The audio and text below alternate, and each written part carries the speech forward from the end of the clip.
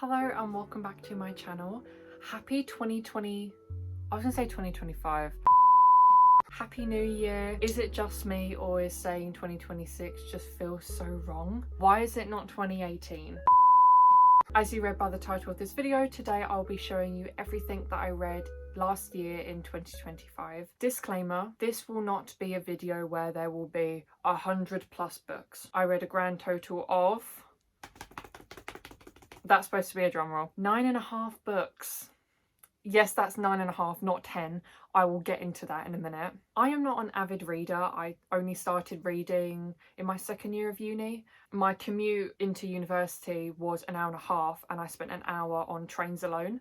So rather than being on my phone, I started to read. To be fair, I had quite a busy 2025. I was in my final year of university doing my dissertation. Then I finished, had the summer, and I read quite a bit, to be fair, in my garden. I graduated and then had a weird existential crisis period that made 2025 into a blur. So it was quite eventful. So there may not be a lot of books to show you, but I want to here's what I read last year. I kicked off 2025 brilliantly by reading Red, White and Royal Blue by Casey McQuiston. I'm sorry to say I watched the film first and then I read this book. So I went in knowing I loved the film. The film is so goofy, so funny, so well put together that I had to read this. And I have to say, I love this just as much as I love the film. They are both amazing. I'm not a fan of rom-coms. I love watching rom-coms, hence why I watched Red, White and Royal Blue. But I don't like reading them. I like a book that I can really sink my teeth into and it's quite deep and emotional and a bit gloomy. So this is not the vibe that I'm talking about, but I love this. I absolutely love this. This author is so funny. I think it's quite hard to come across as humorous when writing, but this author is genuinely so funny. This book has just got everything. It's kind of emotional, it's funny, it's goofy, it's so heartwarming. It's just, it's chef kiss. It's basically an enemies to lover type book. It follows the story of the president's son, Alex, and Prince, what's his name again? The Prince of Wales. I'm thinking of the actual royal family. Henry, Prince Henry. It follows the story of Alex and Henry who hated each other, enemies, and then this book follows their relationship and how it develops, basically. It's just really good. I would give this, if we're having a rating, 3 stars being good book, 4 stars being really good, oh my god, and then 5 stars being, that's 10. 5 stars being one of, like, in my top 5 favourite books ever. I would have to say this is, I would have to say this is 5 stars. Like, I'm not joking. I love this book. I genuinely love this book. I kicked off 2025 well reading this. I then read 4 Seasons in Japan by Nick Bradley, which, spoilers for the end of this video, I'm currently reading his debut book. This is one of those books where while you're reading it, you're not enjoying it and you're like struggling to get into it. But once you've finished it, you're like, this was really good. I really enjoyed it. It was just one of them. I think it was the way it was written. It's so clever. I can't believe that this is his second book. Like, that's crazy. It's so good. It follows the story of an American girl who translates books into English, and she lives in Japan, so she translates Japanese books into English, and she discovers this mysterious book on the tube. And it basically just follows her story with this book. The characters within the book she's trying to translate, she's basically trying to track them down, and where the story's set in Japan, she goes there and she's just trying to unlock all the secrets of this book, basically. And it's really cleverly written. The book keeps bouncing between, the main character's called Flo writing, and then it bounces back to the book that she's actually reading and translating. It's really clever, really cleverly written. Also as well, there's all like pictures and stuff in this. I noticed with Nick Bradley's books, there's a bit of everything in it. See, there's a little bit of this. Yeah, there's like an illustration as well, which is really pretty. I don't know, I've not come across any other book that also includes like stuff like this in the book. I just think it's really cool, to be honest. Nick Bradley, he definitely kind of educates the readers as well on Japan, whether that's the culture, the food, obviously the locations. He definitely educates. And also I think Nick Bradley is a lecturer in a uni, and I can kind of tell, you can kind of tell in his books that he is one as well. And I'm noticing it whilst I'm reading his first one at the minute. I'm also, do you like my bookmark? Isn't that so silly? Isn't this just so silly? I would rate this book probably a 3 stars. 3 stars. It was really good. I enjoyed it once I finished it, but whilst I was reading, I was just really struggling to get into it for some reason, but I'm definitely glad I read this. I can't words today. So when I said I read 9.5, this is where the half came from.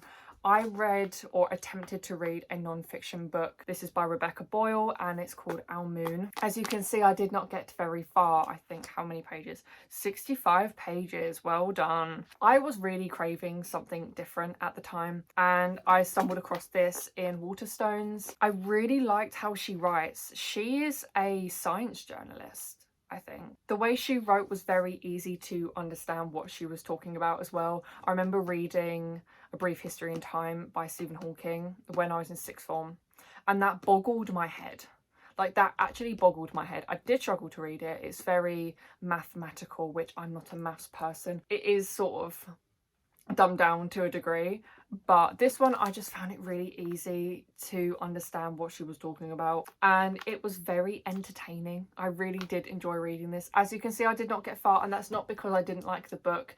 I just don't usually read non-fiction, and I probably got distracted with another book. But if you're interested in space and the moon and you want something that's really interesting, this is a really good book. I have to say, if you like non-fiction and you like space, this is a really good book. From the brief little bit I read, actually I don't think I can really rate it because I didn't read much of it. Yeah, this was really good. From the little chunk I read, I really did enjoy it. This next book I didn't actually choose myself. My mum chose it for me while she was away, and it is What You Are Looking For Is in the Library. I'm not a fan of short stories. I can never really get into them. And this book basically consists of all short stories and they all link up in some way.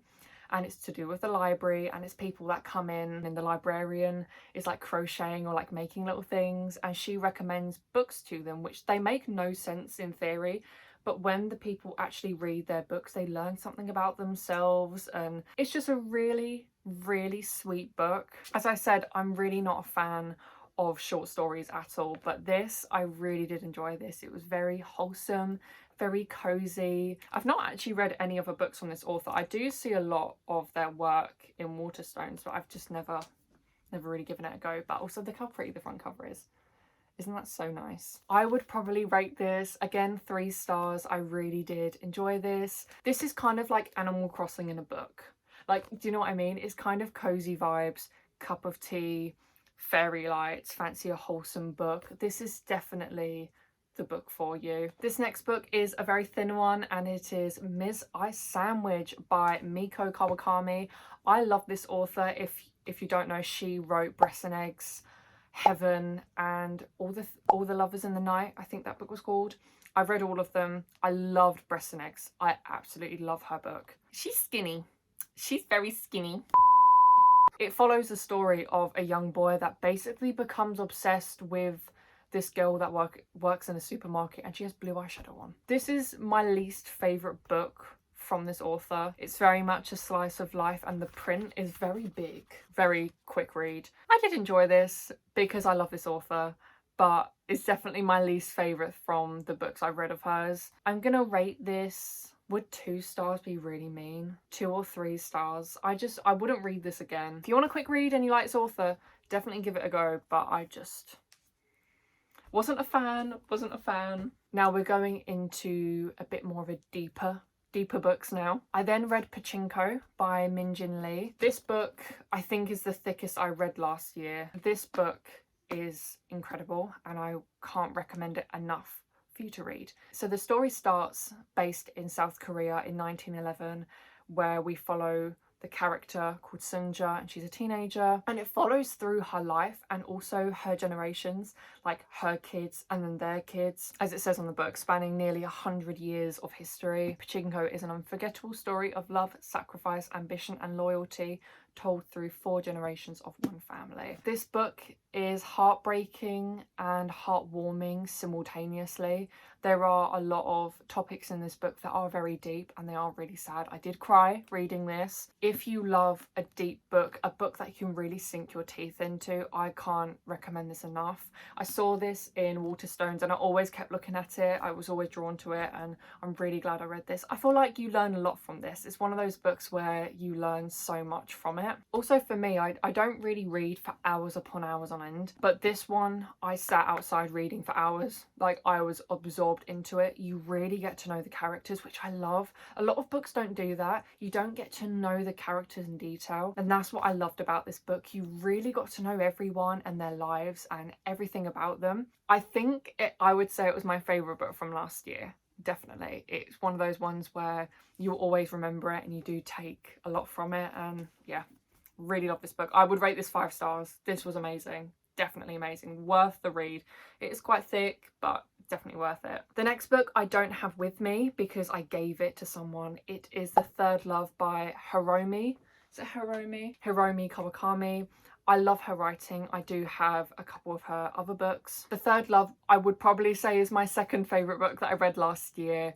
I loved it so much. It's beautifully written. I find her writing is very relaxing. The way she writes is very simple, but it's so effective. I don't have the book with me and I don't have any notes for the video, so I'm going to try and remember as much as I can. But it follows the story of a woman who's married to a man that isn't a great husband, to be honest, and not the best dad either. And she doesn't work, she's just at home, and she has really intense dreams, and they take her back to the Edo period, and where she also worked in a tea house as well. But they're really intense, and she starts living through her dreams, and she learns a lot about herself and her character. It's definitely a book about character development, and it's all via her dreams. And she meets up with someone that was in her life in the past, and she talks about these dreams too, and their relationship starts developing. It's just a really beautiful book. I can't explain it. It's such a good book. I did hear a lot of hype about it on social media last year, and I think a little bit before that as well. And I can understand the hype. I really enjoyed it. Again, I'm going to give that 5 stars because it was amazing, and I would recommend that. If I had to recommend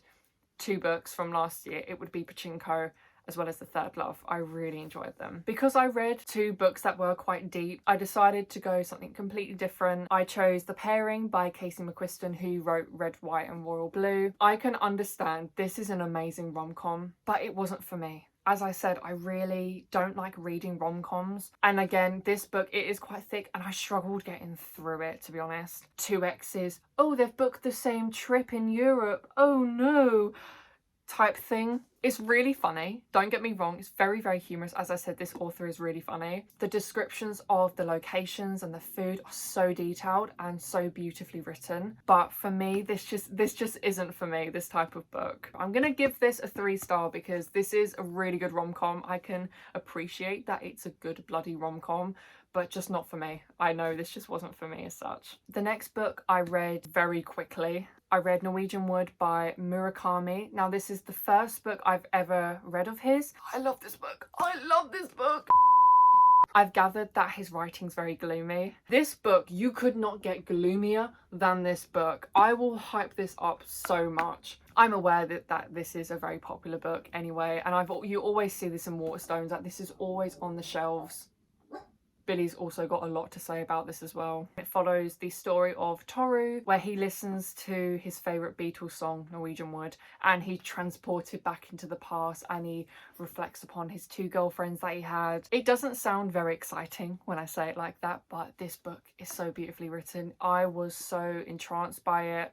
I looked forward to reading this, and as I said, I read it very quickly. I've only ever reread a book once, and that was Morris by Ian Forster. I would definitely reread this again. I loved it. I devoured it. I will give this 5 stars. Also, what do you think this front cover is? Because obviously they kind of make you think that it's a forest, like trees, but then there are 3 people standing with like shadows. What do you think this is? I kind of think it's Toru and the two girlfriends in question. The final full book I have to offer you is Butter. I think most people that read have read this book. I did pick this up, I think 2 years ago when it first came to the UK. It was hardback, and obviously this is quite a thick book. I was going to uni at the time, so I returned it, because it was just too heavy. But I knew that I wanted to read it again because I'd only got so far and I was like, my back is killing me. I need to return this. I just can't take this to uni. It just wasn't practical for me. So I finally got it again, and I don't know how to feel about this. For me, I don't think I've ever read crime before, and this whole book is literally about a murder case. So that might be why I couldn't really get into it. I'm glad I read it. Don't get me wrong, I'm really glad I read this, but I wouldn't rush back to this, no. It follows the story of Rika, who is a journalist. Rika becomes very entranced by a particular murder case by Kaji, who is a convicted murderer. And it follows the story of their relationship, of Rika getting to know Kaji more and more at Tokyo Detention House, and simultaneously Rika's trying to write a new article on Kaji. There is a lot of character development with Rika as well. I love on the back of the book it says, there are two things that I simply cannot tolerate: feminists and margarine. That sums up the book very well, actually. Would recommend reading it because it's a really iconic book. I remember when this first came to the UK, this was everywhere. This was all you were seeing on bookshelves. I would rate this 4 stars because this was really good. And also the descriptions of the food in this book were insane. I was hungry the whole time reading this. Like, it's beautifully written. The writing is beautiful. So if you like a really descriptive book and you like food, read this. This is good. The final book I would like to show you is what I did. I started reading this, I think, after Christmas. So technically, I started reading this in 2025. It's The Cat in the City, as I mentioned earlier, by Nick Bradley. This is his debut book. I got this, I think, a couple years ago, but I never got around to reading it. It's a lot of short stories, and they're all to do with a particular cat. And I believe they're all going to link up in some way. I'm coming up to halfway reading this, and I am enjoying it. Again, it's not my favourite type of book. As I said, I'm not a fan of short stories, but I really like Nick Bradley's writing. I think it's beautifully written. Every story is also very different to each other as well, which is good to keep you sucked into it. I'm very intrigued of how this is going to finish and how they're all going to link in some way. My bookmark is so distracting. My mum got me this for my birthday. Is that not so obnoxious? While I'm here as well, I'm going to show you the books I got for Christmas. I got 4 books for Christmas, and 3 of them are Banana Yoshimoto. I love Banana Yoshimoto. I've read 2 of her books. I've read The Premonition and Kitchen. I'm looking because they're up there. I've read The Premonition and Kitchen. I love The Premonition. I love that book so much. It's one of my favourites. I got NP, which I love this book. It's literally yellow. I love that. I got Lizard, which are short stories, I believe, as well. This looks very old, this book. And I also got this one, which, as I said, is, I think, the thickest one. I didn't even realise she even had thick books. I also got The Palace of Dreams, which my mum said she accidentally bought this because she said she thought this was by Banana and it wasn't. So she was like, sorry, but here's another book. 1984, kind of that sort of thing. Seems very metaphorical. So this is going to be quite a deep read, I think. So yes, this is everything I read in 2025. I have no idea how long this video is going to be. I have no idea if I've just sat and waffled. So I hope you enjoyed this video. I'm really sorry if it was rambly and a little bit chaotic and like, I like this, really good. I'm sorry that it wasn't very professional. Maybe I'll make more of these videos if I read more books this year. I would definitely like to get into reading more, but as I said, like last year I read a lot of thick books and they were very heavy. So I think, and by heavy I don't mean physically, I just mean they were very like deep, heavy, emotional books. So this year I think I'm gonna just try and read a little bit thinner, like even this one. This isn't too bad, but just I'd like to read a bit more. And I think when you have a thinner book, they aren't as intimidating either, you know? Thank you for watching this video and I will see you in my next one. Bye.